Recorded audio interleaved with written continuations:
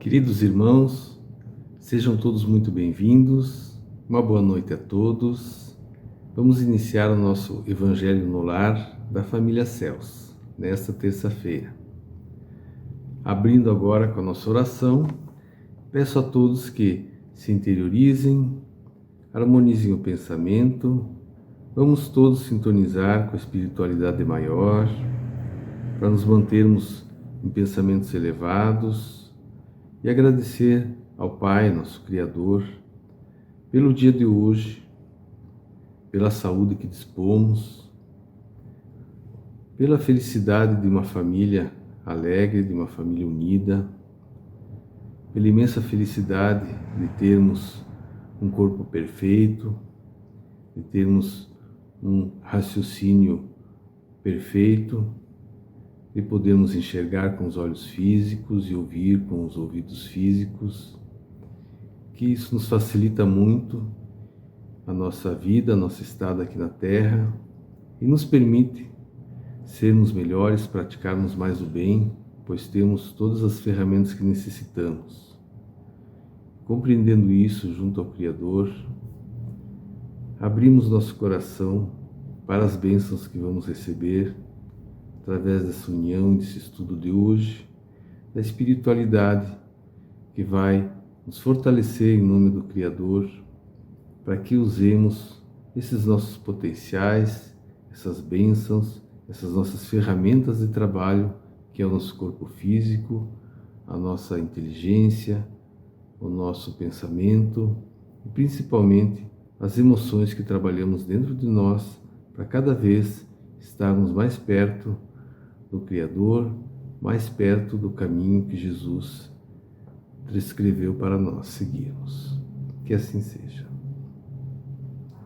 Bem, inicialmente eu sempre começo com essa leitura de um trecho de um livro, uma mensagem. Eu escolhi o livro Confia e Segue, tá? Psicografado por Francisco Cândido Xavier e editado por Emmanuel. Não desistas de amparar, através do bem, porquanto, se o progresso e a felicidade na Terra solicitassem apenas a penetração do conhecimento das leis, no simples entendimento de nossas culpas, de certo, Jesus não abalançaria a estender amorosas mãos entre os homens, suportando-nos a ignorância, suportando-nos os débitos e fraquezas até o ponto de imular-se na cruz, bastando para isso nos enviasse as boas novas de redenção em cartazes de propaganda dependurados no céu. Uma mensagem que nos convida ao trabalho, né? Usar todas as ferramentas que nós temos, a nossa saúde física, a nossa saúde mental, nossas possibilidades inúmeras que Deus nos permite, e não ficarmos apenas imaginando que basta conhecer as leis, né? Precisamos praticá-las, isso é muito importante. Essa é a reflexão dessa mensagem. E para o Evangelho, eu peguei aqui do capítulo 10, para a gente refletir, de título O Argueiro e a Trave no Olho. Eu vou ler, depois a gente comenta. O argueiro e a trave no olho. Como é que vedes um argueiro no olho do vosso irmão, quando não vedes uma trave em vosso olho?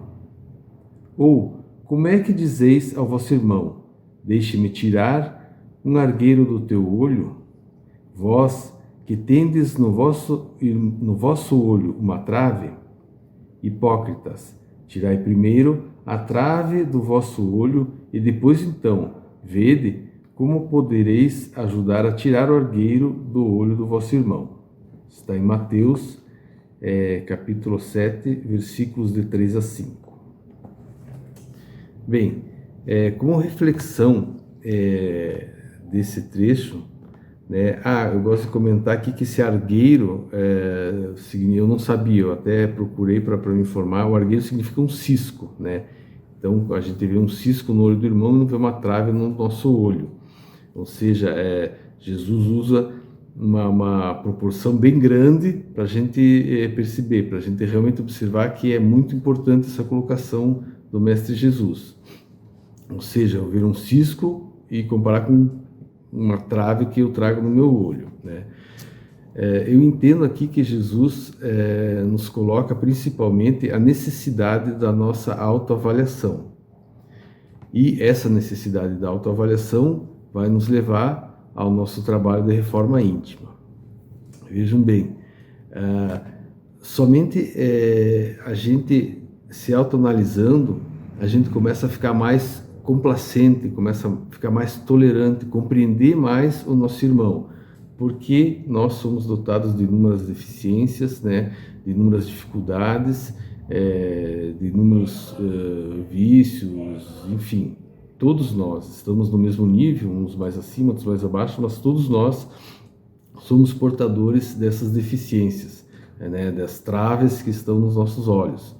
Então, essa autoanálise é tão importante porque, em primeiro lugar, aqui nesse contexto de imediato, Jesus nos quer dizer que a hora que eu observar que eu tenho tantos ou mais defeitos que o meu irmão, eu não vou ter a coragem ou eu não vou me sentir no direito de julgar esse meu irmão pelos defeitos dele, mesmo sendo esses diferentes dos meus, né?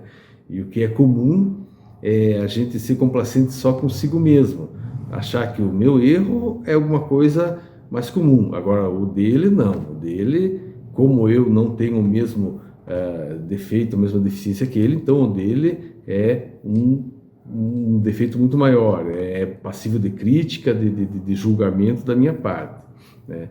Então, essa é a primeira reflexão que a gente faz.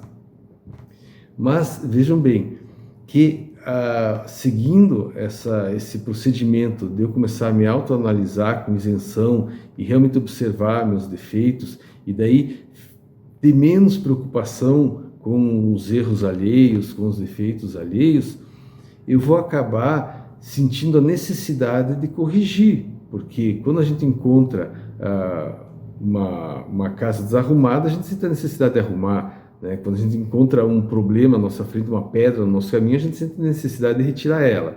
E somente quando a gente observa nossas deficiências, é que a gente começa a ter condições e ter a necessidade de ter a vontade de começar a modificar essa situação íntima nossa. E isso nos leva ao quê? A nossa reforma íntima.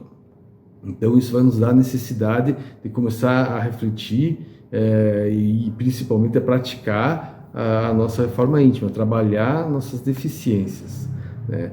E essa reforma íntima, às vezes a gente vê em nós várias situações, várias questões que eu preciso melhorar em mim mesmo, e posso até ficar num primeiro momento preocupado, me sentir diminuído em função disso, me sentir incapaz, mas a gente tem que ter um pensamento como Jesus nos ensinou, né? Eu preciso trabalhar isso, eu preciso ser forte, é um caminho. Na verdade, a principal tarefa que a gente tem aqui na Terra. Porque não adianta também eu pegar e querer erguer obras de caridade, claro que é importante, mas adianta eu fazer uma boa obra de caridade, porém eu continuar invejoso, eu continuar uma pessoa rancorosa, uma pessoa violenta, uma pessoa corrupta? Não, né? Eu estou fazendo uma coisa boa e várias ruins. Então, essa é a nossa principal missão aqui na Terra. Eu entendo que a nossa reforma íntima, esse trabalho de eu me analisar, verificar minhas deficiências e trabalhar isso, é o principal objetivo da nossa encarnação. É o que a gente tem que focar mais. Então, para mim fazer isso, é necessário o quê? É necessário um planejamento. Assim como quem vai construir uma obra, tem que haver um planejamento para que a obra saia bem feita, né? E a nossa reforma íntima é uma obra de nós mesmos, uma obra íntima de nós mesmos. E a principal obra dessa encarnação, como eu já falei. Todo planejamento necessita o quê? Conhecimento. O engenheiro que vai projetar a obra, ele tem que conhecer os materiais, ele tem que conhecer os cálculos de engenharia, ele tem que conhecer sobre os terrenos, como edificar em cima de determinados terrenos. Enfim, esse conhecimento é o que garante o sucesso da obra. Então, como Jesus falou da trave, o que é o mais importante para a gente executar essa nossa obra? Conhecer o elemento que a gente vai trabalhar, conhecer as deficiências que a gente precisa melhorar, conhecer a trave que está no nosso olho. Então, para a gente começar a planejar a nossa reforma íntima, eu preciso primeiramente me conhecer, não é verdade? E Sócrates, já antes de Jesus Cristo, tem uma frase muito conhecida que ele disse, que é: conhece-te a ti mesmo e conhecerá ao universo e aos deuses. Por quê? Porque é nos conhecendo que a gente vai ter o autocontrole e vai ter o entendimento de como funciona a vida. Porque Deus nos fez, cada um de nós, um universo único, um universo de conhecimentos e de entendimentos. E eu preciso saber trabalhar isso. Quando me conhecer realmente e souber como eu vou me melhorar, o que eu preciso fazer comigo, eu vou ser uma pessoa que vai ter uma cabeça muito mais aberta. Porque as pessoas sábias mesmas, elas conhecem a si mesmas. Elas não ficam procurando saber dos outros, não é verdade? Então a grande obra é essa: planejar nossa reforma íntima. Para planejamento dessa obra, a gente precisa conhecimento de nós mesmos. E aí sim, o planejamento se dá degrau a degrau, sem querer fazer tudo de uma vez, porque é impossível, sem a gente ter a pretensão de querer virar santo nessa encarnação, que sabemos que é impossível, não é verdade? Então, partir para o planejamento a partir do conhecimento de mim mesmo. Eu conheci um pouco de mim, eu já começo a trabalhar isso. Aí, esse trabalho, vamos dizer, uma primeira e pequena questão que eu resolvi, que eu posso trabalhar e que eu tenho capacidade de resolver isso, vamos dizer, uma dificuldade minha, é o meu primeiro passo. Quando eu conquistar a primeira melhora, o primeiro resultado dessa minha obra, eu já vou ter um pouco mais de conhecimento sobre como trabalhar com essa obra, pela própria experiência. Aí eu vou partir para uma segunda, aí eu vou partir para uma terceira, mas sempre nesse movimento de autoconhecimento e trabalho para melhora íntima, para melhora dessas dificuldades que eu consigo identificar em mim mesmo. E ao longo do tempo a gente vai percebendo que haviam situações que a gente nem percebia em nós mesmos, né, e que acabamos descobrindo e que vamos trabalhar elas em cima desse projeto da nossa reforma íntima. Tem muito material espírita sobre a reforma íntima, porque não é uma coisa simples, é uma coisa complexa, que a gente tem que ter boa vontade, que a gente tem que trabalhar, que ela tem que ser cotidiana, ela tem que ser, porque a gente trabalha com o nosso comportamento mental, por exemplo. É muito importante a gente saber que grande parte das nossas dificuldades estão no nosso hábito mental, no nosso comportamento mental. E isso a gente não corrige apenas vou dizer, já pronto, vou corrigir, não vou mais agir dessa forma. Às vezes necessita um trabalho todo dia de errar, aí refletir, meu Deus, errei de novo, aí depois erra de novo, aí depois já consegue segurar um pouquinho e segura até que corrige. Então são processos que a gente tem que estar disposto a enfrentar por períodos mais ou menos longos, mas que é uma satisfação muito grande, é uma satisfação de realização e de felicidade conquistar cada resultado desses dentro dessa grande obra que Deus nos confiou em cada encarnação.